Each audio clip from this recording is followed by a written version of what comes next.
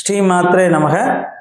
வாஸ்து முறைப்படி தெற்கு மற்றும் தென்மேற்கு திசையில் என்னென்னலாம் அமைக்கலாம், அப்படி அமைச்சா நமக்கு என்னென்ன மாதிரி இருக்கும் அப்படிங்கிறது தான் பார்க்க போகிறோம்.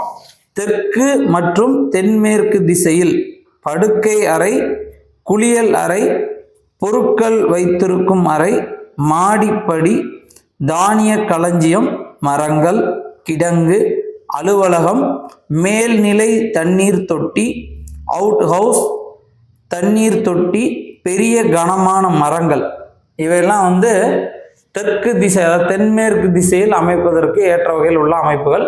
இந்த வாஸ்து முறைப்படி இது சொல்லப்பட்டது. இது உங்களுக்கு கண்டிப்பாக பயனுள்ள வகையில் இருந்திருக்கும் அப்படின்னு நான் நம்புகிறேன். இந்த வீடியோ உங்களுக்கு பிடிச்சிருந்தா மறக்காமல் லைக் பண்ணுங்கள். இது போல் நல்ல பதிவுகள் நீங்கள் தொடர்ந்து பார்க்கணும்னு வச்சிங்கன்னா நம்முடைய ஸ்ரீ வித்யா சேனலை சப்ஸ்கிரைப் பண்ணுங்கள். நன்றி.